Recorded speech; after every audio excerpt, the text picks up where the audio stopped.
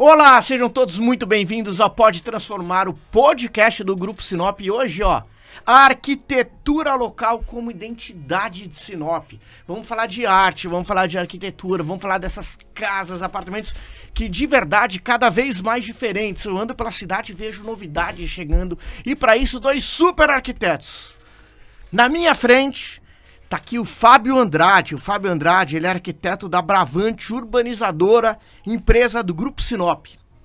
E ao meu lado, o Rodrigo Alves, arquiteto da Rodrigo Alves Arquitetura. Tudo bem, Fabião? Tudo bem, Rodrigo? Opa. Tudo ótimo. Tudo ok. Obrigado pelo convite, prazer enorme estar aqui com vocês. Pô, prazer demais estar com vocês. A primeira pergunta é o seguinte: o quanto a arquitetura ajuda a contar a história de Sinop? O quanto essa arquitetura dessa cidade ajuda a contar a nossa história? Eu acredito que influencia muito. Na verdade, eu não consigo imaginar a história de uma cidade ser contada sem ter participação da arquitetura, né? Então, sempre tem uma construção que ela retrata o período, né? A cultura, os valores, as tradições de um povo, né? Que é o que tem acontecido, o que está acontecendo nesse momento na nossa cidade. Então, se a gente pegar aqui, pega o Grupo Sinop, por exemplo, mesmo, né? O fundador dessa cidade aqui. Quando a gente vai entender a história do grupo, tudo se remete à construção dessa cidade. Então, já tem uma história a ser contada ali. Quando a gente olha as construções do próprio grupo, né? Os prédios, né? O Enga Prime, por exemplo, né? Isso. Você já lembra do período em que isso foi inserido. Então, daqui 20, 30 anos, por exemplo, né? Ou mais, né? 50 anos, né? O nosso centro atual aqui vai ser, digamos que o nosso centro histórico. Isso tudo é história. Então, quando a gente olhar uma construção, a gente vai lembrar o período em que isso remete, o porquê que aquilo foi construído, o contexto em que foi inserido. Então, a arquitetura tem um papel fundamental e na nossa cidade, com a cidade jovem, moderna, pujante, ainda mais ainda.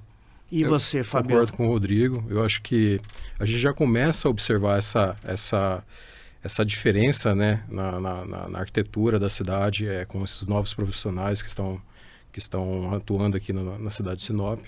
E eu acredito que daqui 10 anos isso vai se refletir cada vez mais, né, com projetos de cada vez mais qualidade. Enfim, eu acho que a nossa cidade ela vai sofrer uma transformação muito grande aqui para esses próximos 10 anos. E vocês dois arquitetos, vocês notam que Sinop tem 50 anos, completou os 50 anos agora. Vocês notam a transformação da arquitetura nesses últimos 50 anos aqui na cidade? Vocês conseguem bater o olho e falar, pô, isso daqui é da década X, isso daqui é da década Y? Com certeza. Com certeza. Inclusive, eu estava conversando esses dias com uns amigos, uns colegas de área, né? Referente a isso, né? O quanto mudou a nossa arquitetura, por exemplo, quando eu me formei, né? Isso, quando eu me formei, foi em 2017. Até o período que eu me formei, teve ali 5 anos. Ali já teve um processo, mas do período que eu me formei para hoje, atuando, deu para acompanhar bem essa mudança, né? E as principais mudanças que eu vejo é em relação à tecnologia da construção. Hoje nós temos tecnologias que viabilizam a gente construir empreendimentos que antes seriam muito complexos, né? E as pessoas muitas vezes não davam nem abertura para a gente criar algo diferente porque era muito limitado. Então hoje você consegue perceber essa evolução através das construções. 10 anos atrás as construções eram mais simples. Isso falando só da construção, quando a gente olha o que incorpora as construções, né, o que compõe elas, né, como a parte de tecnologia referente às esquadrias, automação, quando a gente olha os materiais, aí a gente vê uma mudança abrupta realmente, né? Hoje você vê casas muito tecnológicas, casas muito modernas,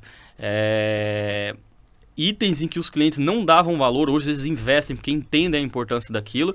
E eu acho que esse contexto todo faz com que realmente hoje nós temos uma arquitetura bastante diferente. E a tendência é que a gente continue caminhando nessa evolução, né? De casas mais tecnológicas, mais avançadas, porque aqui a gente tem um público que realmente está aberto a novidades e um mercado que está em constante desenvolvimento.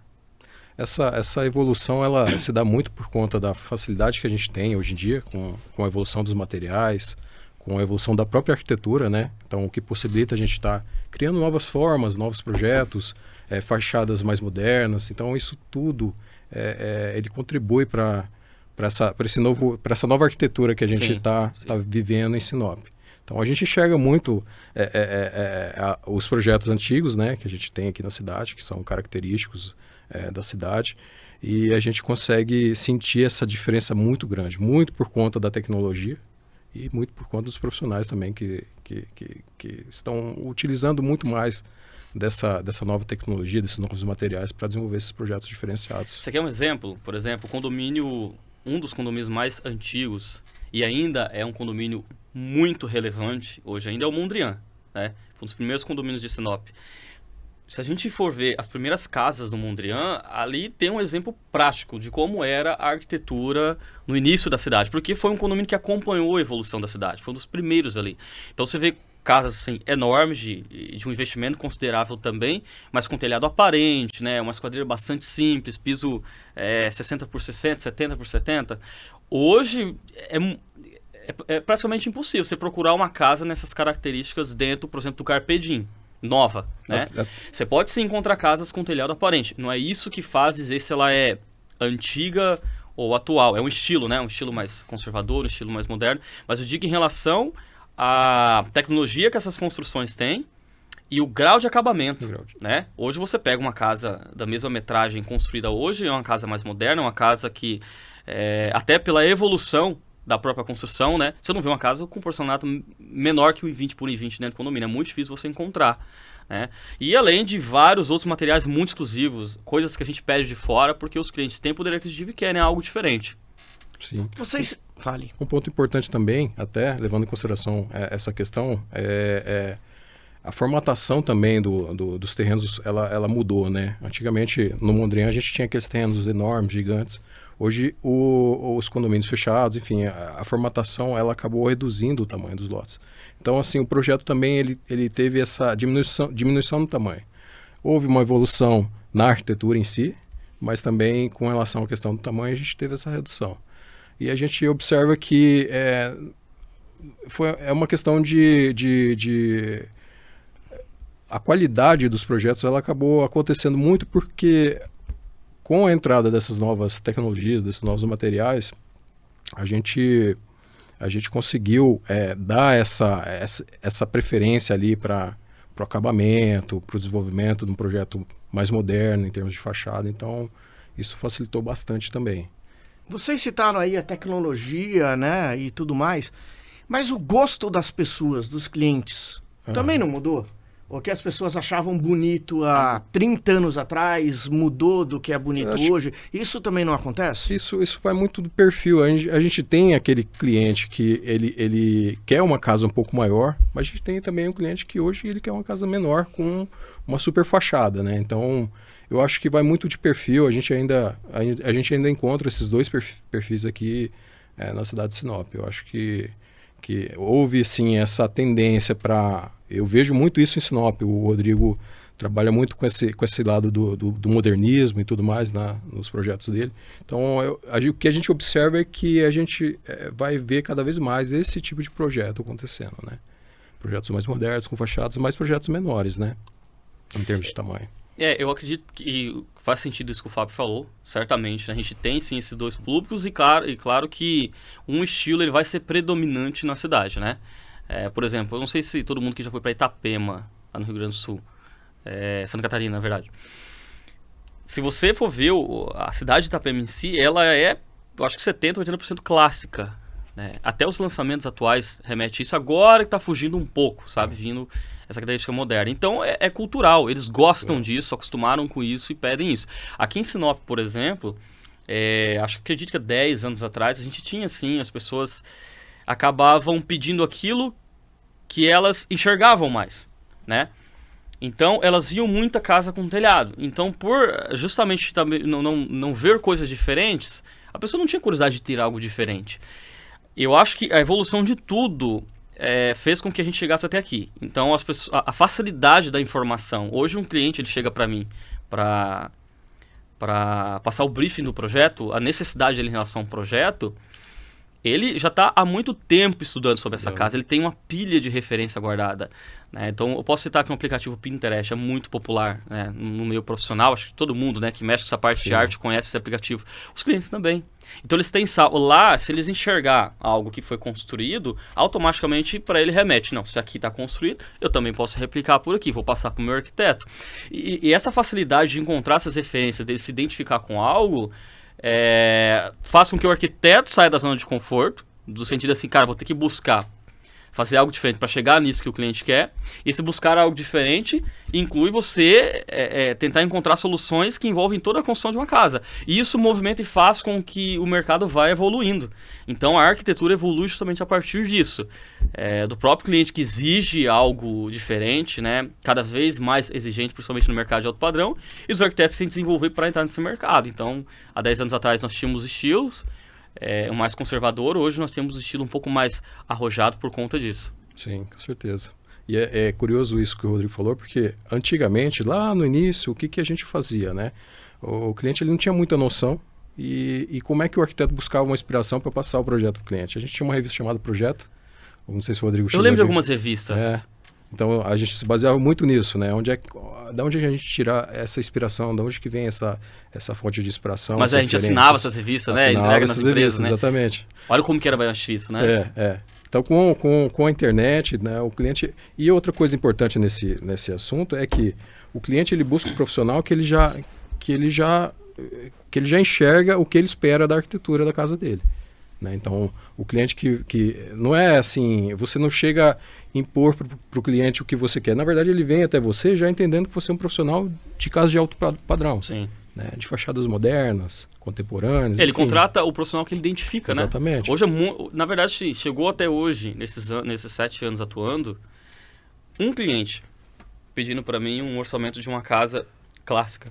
E por que aconteceu isso? Porque ele não viu o meu perfil do Instagram. Ele recebeu uma indicação minha como profissional e já entrou em contato comigo sem antes, digamos que me investigar, né? Dar uma olhada aqui, quem que é esse rapaz, por que me indicaram, porque é isso que acontece hoje. Sim. Hoje, a partir do momento que o cliente recebe a indicação, ele já corre no meu Instagram. Ele começa a me acompanhar, né? Ali ele vai validar algumas coisas que falaram de mim para ele, né? E ali ele vai validar. Ali, se ele passar por mais um processo de identificação, provavelmente a gente vai ter uma reunião. E ali, enfim, toda a apresentação do trabalho, né? E é uma coisa que, inclusive, eu bato muito na tecla quando eu estou em reunião com o cliente. Eu faço questão de falar para ele, me contrate só se você realmente se identificar comigo. Porque o tempo de convivência é grande. Se tu não me achar um cara legal, tá? Assim, não vamos insistir, tá? Porque a barra vai ser pesada para você. Mas se você contratar um profissional que você não identifica, tanto no projeto e como pessoa, as duas coisas estão linkadas, né? Porque a gente entra na vida do cliente e ele tem que estar confortável de passar todas as informações pra gente. Só assim que a gente vai ter um projeto de sucesso, né? Sim. E diz uma coisa, desenvolver uma casa em Sinop é diferente de desenvolver para outro lugar do Brasil? O clima faz com que o projeto demande algumas diferenças ou não? Sim, muito. Eu acho que é um fator muito importante para um profissional de arquitetura levar em consideração, né? Então, a nossa região é uma região muito quente e a gente acaba tendo que ter um certo cuidado, né, com a questão do sol, enfim, a circulação do ar dentro da casa. Então, são pontos importantes que a gente precisa olhar com cuidado para desenvolver um projeto eficiente, um projeto bacana, que atenda às necessidades do cliente, né? Nesse sentido de conforto, enfim, conforto térmico e tudo mais. Concordo com o Fábio. Inclusive, eu posso falar isso para você com um pouco de autoridade nisso, porque eu trabalho com projetos em outros estados, né? Por exemplo, no mês passado eu fechei um projeto no Acre, e esse mês nós fechamos mais 2 em Roraima, por exemplo. E nesse ponto, assim, em relação ao clima, nesses 2 estados especificamente não altera tanto, porque são 2 regiões quentes, né? Então, basicamente, a gente vai ter diretrizes muito parecidas. Mas uma coisa que de imediato já muda é as normativas em relação a como deve ser construída essa casa, os recuos, a taxa de aproveitamento, ocupação de solo, e principalmente a cultura local. A gente estava falando aqui novamente em relação a como a arquitetura vai influenciando nessa cultura, e aquilo que já vem sendo feito há muitos anos, a tendência é que não tenha uma mudança muito abrupta, sabe? Então, por exemplo, lá no Acre, uma das coisas que o cliente me passou é que ele não queria casa com laje. que lá não tem costume, não tem hábito de fazer casas com laje. A única laje que tem é quando é casa de 2 pavimentos, e aí, obviamente, você precisa ter a laje do primeiro piso, mas no segundo já não tem laje. Para mim, apesar de eu ficar reservado, eu acho um absurdo. Mas como você vai fazer uma casa desse tamanho, uma casa de 400 e tantos metros, um investimento alto, uma casa muito bacana, mas como você vai fazer um investimento desse tamanho e não vai colocar laje no segundo piso? É uma questão de segurança, né? Dá uma ventania, destelha, uma coisa assim, a sua casa ela tá exposta ao tempo, né? Porque aqui a gente só faz esse tipo de situação em casas que são de investimento muito baixo. Do contrário, a gente coloca laje, pelo menos no perímetro interno da casa, em tudo, né? Mas cada região tem as suas características, e nós, como profissionais, quando vamos projetar para uma outra região, a gente precisa se inteirar em relação a como os métodos construtivos. É claro, orientar em algo que a gente acredita ser melhor, mas respeitar a forma como essas pessoas vivem e constroem lá, justamente para você poder adaptar e conseguir prosperar nesse lugar, crescer e trabalhar. Então, influencia, e a gente tem que sempre ficar atento a isso. E o que vocês fazem de diferente aqui em Sinop para a casa ser mais gostosa a partir desse clima de Sinop? Você falou de ventilação, se troca piso, cores, isso tudo é pensado? É pensado. Dá alguma dica para quem está construindo agora, que é uma casa mais gostosa? Grandes aberturas, né, para circulação do ar, pergolado, brises, são uma série de ferramentas e dispositivos que a gente tem ali para implantar no projeto para fazer com que ele fique eficiente realmente, né? Então, a gente consegue trabalhar ali materiais também com uma pegada mais ecológica, que também transfere ali uma questão de qualidade melhor ali de eficiência, de eficiência, né? Então são vários fatores assim. A gente tem vários recursos. O Fábio citou uns que são rotineiros, a gente está utilizando em projeto, né? Um dos que eu gosto muito de utilizar, é claro que nós temos limitações, né? Tem aquilo que a gente sempre quer colocar num projeto, é aquilo que é possível colocar num projeto. Mas quando nós temos a possibilidade, né, um terreno maior, metragem maior de casa, soluções que eu acho muito legal de adotar é ventilação cruzada. Então, vamos supor, você tem um espaço gourmet, né? Um retângulo do espaço gourmet. Você tem aquela porta normalmente grande que integra com a piscina, e é legal que você coloque do outro lado inverso uma outra porta. Porque principalmente nessa região que é muito quente, o vento ele entra dentro da casa e sai pela outra porta. Você tem um espaço bem arejado. E isso traz economia, porque você não precisa durante o dia estar, por exemplo, com o espaço 100% climatizado. É possível, mesmo na nossa região muito quente, é possível você ter uma casa onde durante o dia você tem ela toda aberta e não precisa estar totalmente climatizada. E isso vai depender justamente desses recursos que a gente utiliza. Paisagismo também, Paisagismo, né? Que é fundamental.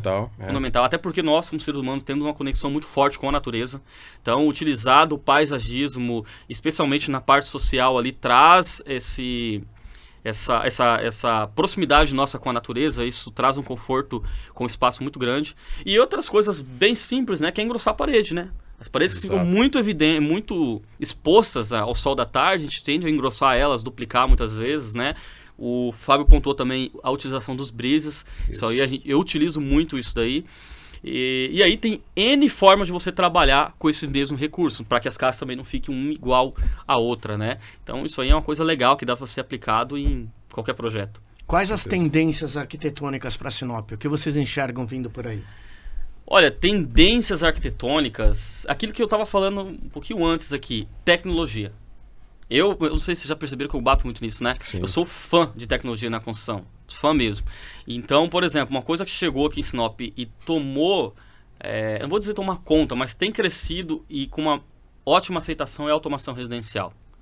Talvez as pessoas achem, né, antes de conhecer, eu posso falar para você, todos os meus clientes que têm automação hoje, com raríssimas exceções, antes de conhecer, eles falaram que aquilo não é necessário para eles, que era uma coisa que eles não iriam utilizar.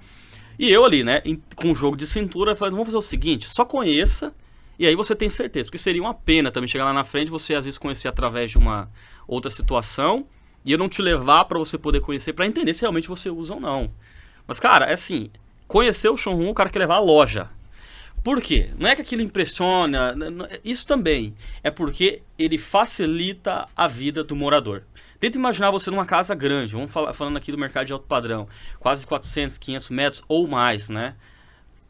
você tem ali 7, 8, 9 ambientes ou mais uma casa, né? Depender da circunstância. Imagina você ter que sair desligando, ligando, tecla por tecla. Desligando luz. Cara, isso hoje... é muito cansado. Desligando luz, ligando o ar-condicionado, porque quando você não tem automação para integrar tudo isso, deixando tudo unificado ou no celular, ou nos keypads, que são aqueles interruptores digitais, que você tem todo o controle da casa ali, se você não tem tudo isso para unificar, é um controle para cada situação. É um controle para persiana, para cortina, para o ar-condicionado, para o suplo, para tudo. Isso vira uma montoeira, assim. Então, no dia a dia, isso não traz praticidade. Acaba que você vai utilizar uma coisa ou outra ali, às vezes deixa de utilizar uma coisa porque você fala, vou ter que mexer, vou ter que configurar, deixa, outro dia eu mexo. Então, a automação faz com que você realmente utilize a tua casa e ela se molda a sua rotina, né? Por exemplo, se a sua casa, eu não sei se a sua casa tem ou se você já... Eu moro em apartamento. Você mora em apartamento. Mas vamos supor que o seu apartamento tivesse automação, né?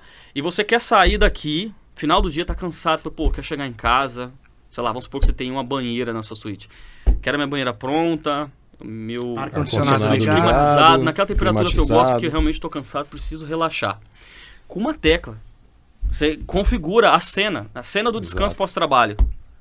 Chega lá, tá a tua casa, tudo pronto para você. E isso você replica para todos os ambientes que você utiliza da forma como você quiser. Isso realmente traz para a cidade, a pessoa usa isso, né? Então isso é uma tendência forte e que você vai ver com muito mais frequência nas casas e empreendimentos. Um outro ponto é a própria tecnologia da construção já voltado para a construção civil. As primeiras casas que eu fiz, eu tinha dificuldade para fazer balanços, né? Balanços são aqueles elementos sem nenhum apoio que tenha uma dimensão considerável, né? Muito visto em garagens. Eu costumo colocar muito em garagem, né? O pessoal costuma falar, poxa, como é que a gente faz essa garagem aqui e não coloca um pilar aqui no canto, né? Às vezes aquele vão gigantesco sem um apoio, né? Nesse ponto que o Rodrigo está... Isso aí que o Fábio está citando e que eu estou comentando, isso é tecnologia. A gente utiliza para vencer esses vãos algo chamado proteção e alguns outros recursos da engenharia. Isso há 10 anos atrás, né? Que não faz muito tempo, era um desafio, cara. Eu tive situações que o meu cliente teve que contratar a empresa de fora para poder viabilizar. Imagina, é um pouco mais complexo, porque você tem que realmente convencer o cliente de que aquilo é importante para ele comprar a ideia e financiar a ideia, né? Trazendo de fora ou daqui. Hoje não, a gente já tem empresas aqui, posso citar a Vetor Proteção da parte de engenharia civil, que é fundamental nesse processo, porque é a principal empresa que a gente trabalha quando tem esses projetos complexos, né? Então, essa tecnologia na parte da construção civil. E a outra forte tendência, eu acho que é a arquitetura moderna. Ela vai continuar vindo forte, os arquitetos vão continuar explorando isso, e a gente vai continuar tendo coisas diferentes, porque o público realmente abraça isso. E, Fabião, diz uma coisa, como é que a arquitetura ela consegue fortificar ou tornar mais bacana a vida em comunidade?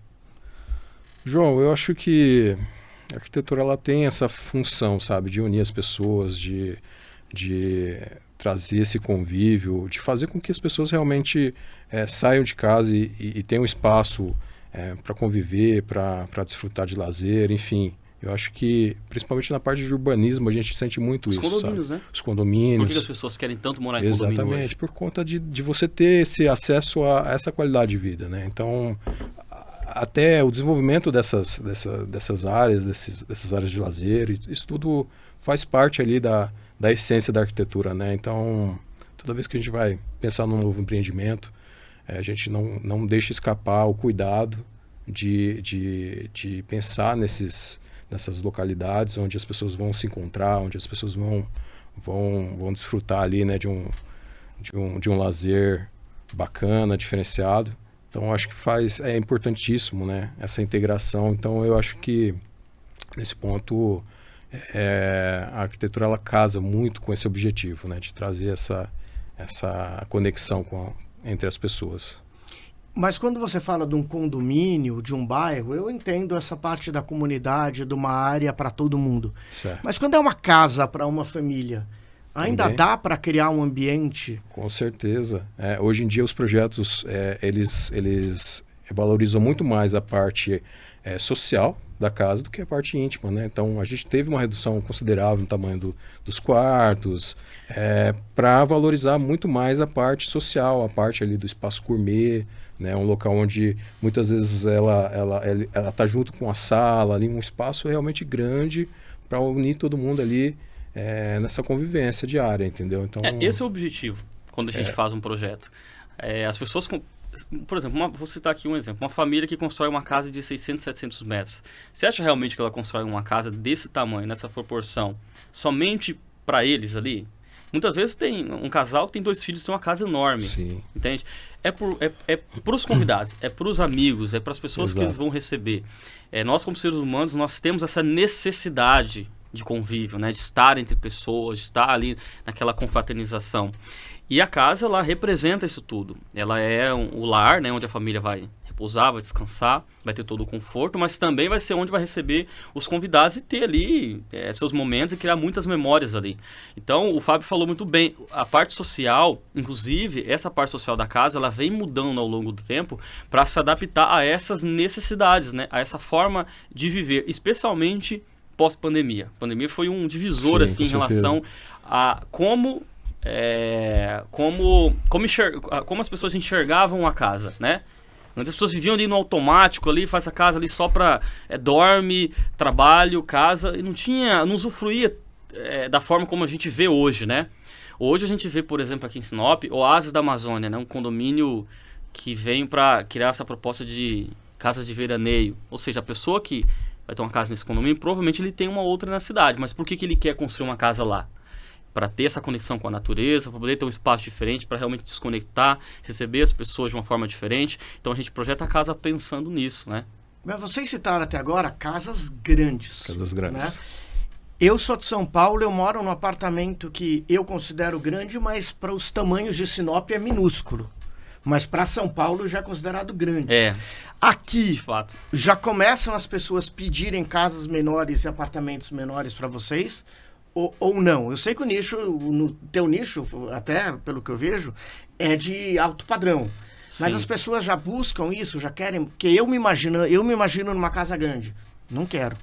Eu já imagino o trampo que dá para limpar, né? para cuidar, funcionário. Eu quero uma casa para morar e ir embora.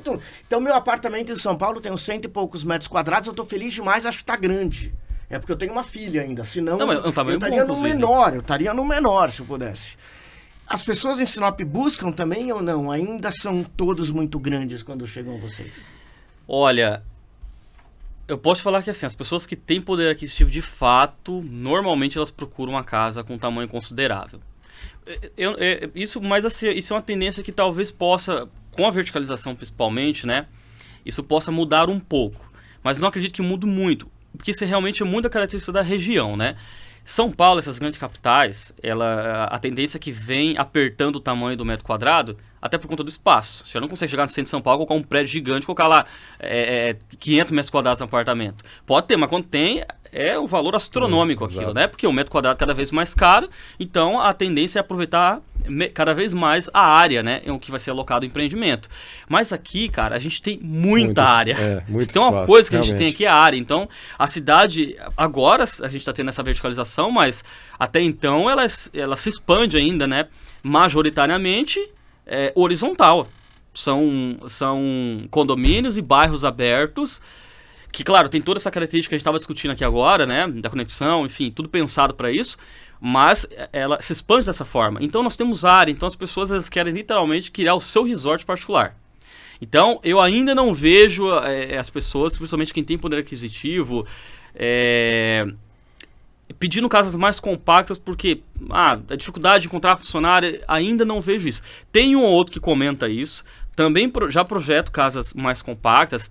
Já tive recentemente um cliente que ele tinha condições de fazer uma casa maior, mas ele falou, meus filhos foram embora, hoje eu moro numa casa maior, mas agora eu quero uma casa mais compacta. Mas essa casa compacta já tem 220, 230 metros, entende?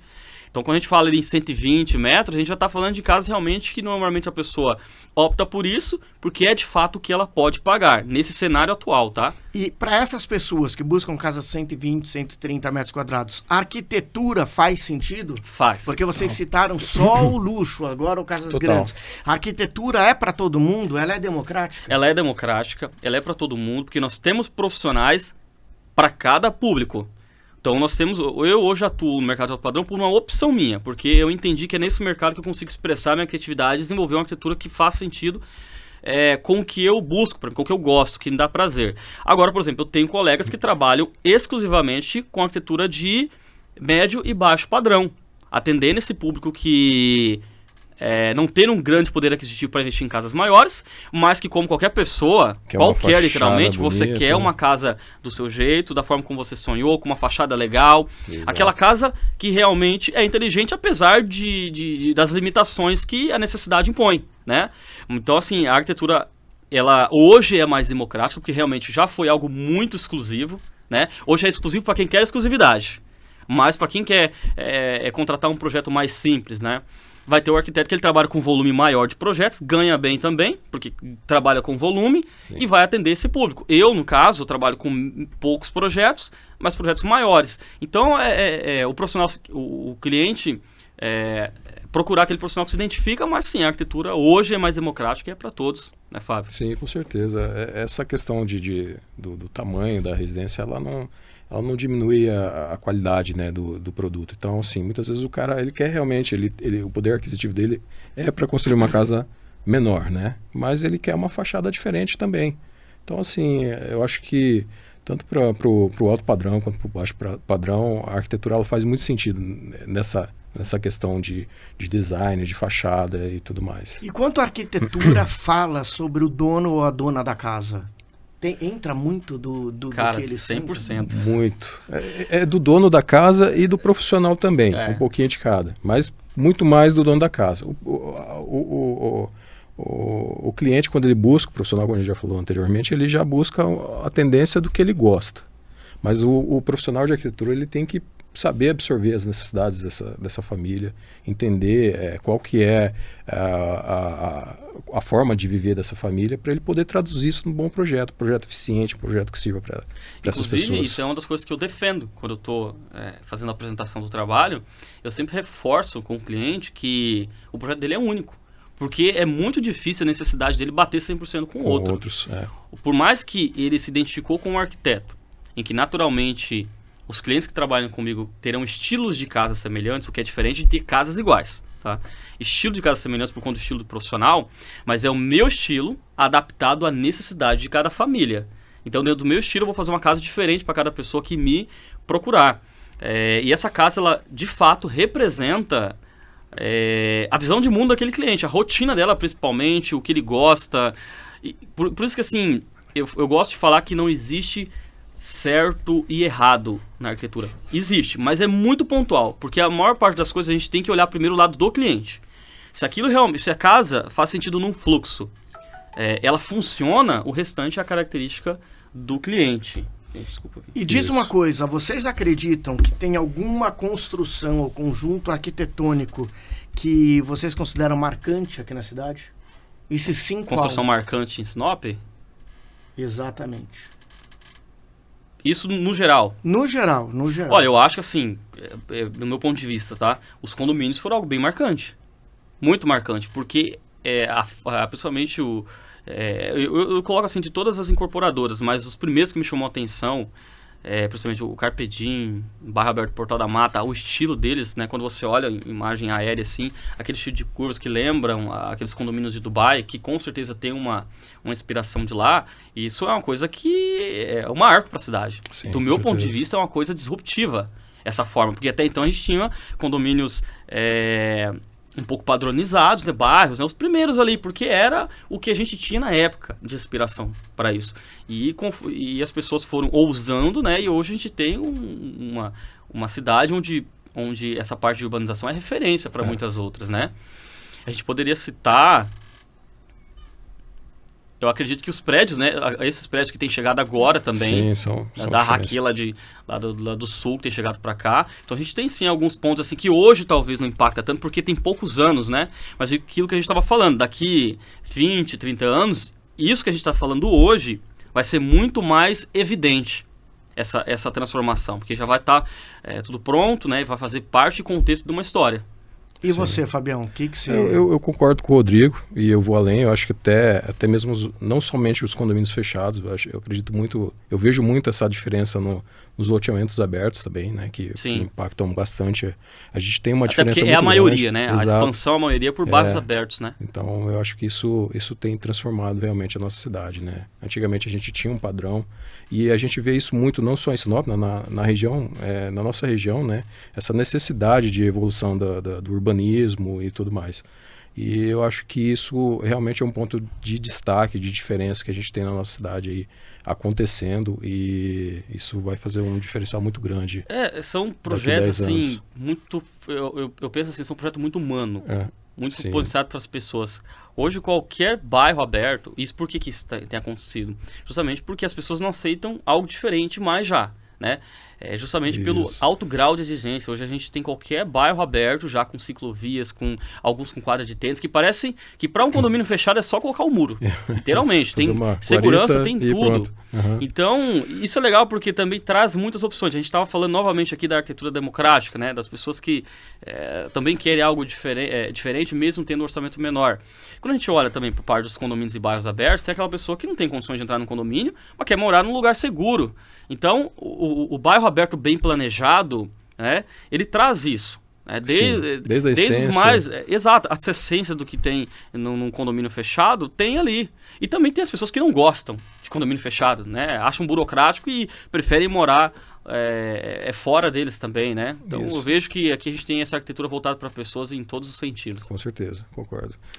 Essa questão dos loteamentos abertos, inclusive, desde a concepção, quando a gente vai pensar nesse tipo de empreendimento que vai fazer a diferença para a cidade de Sinop, na qualidade de vida, enfim, a gente já pensa ali de uma forma a atender da melhor, alcançar a melhor forma de atender essas pessoas que vão morar nesses locais, né? Então, há um loteamento aberto. Poxa, esse loteamento aberto, ele cabe uma associação, ele cabe a implantação aqui de uma orla esportiva.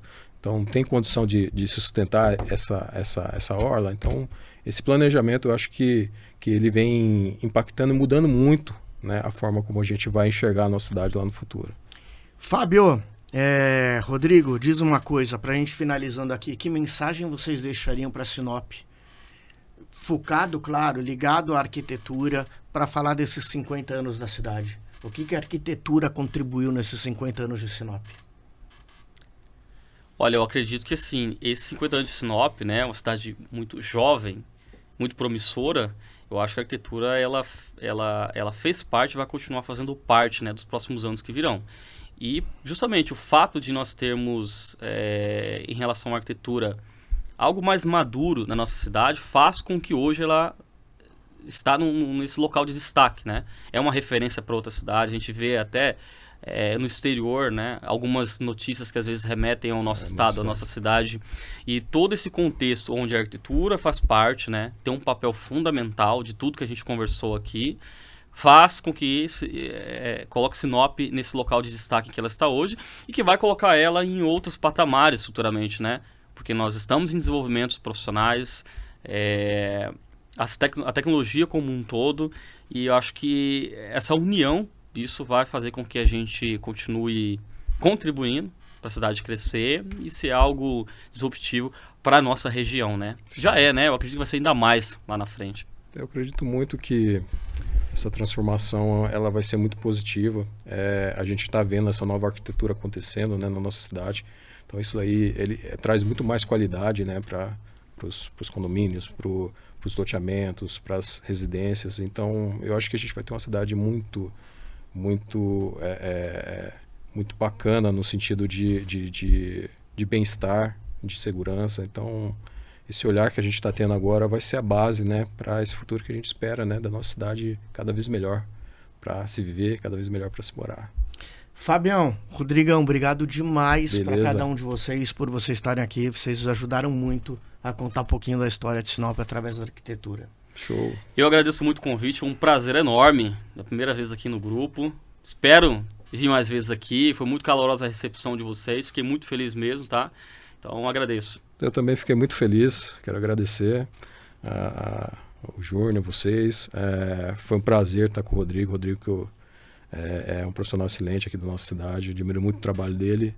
E eu espero, né, ver toda essa evolução que a gente pretende aí para a cidade de Sinop cada vez mais, de uma forma maior, mais imponente, mais bonita, né? Transformando a nossa forma de viver aqui.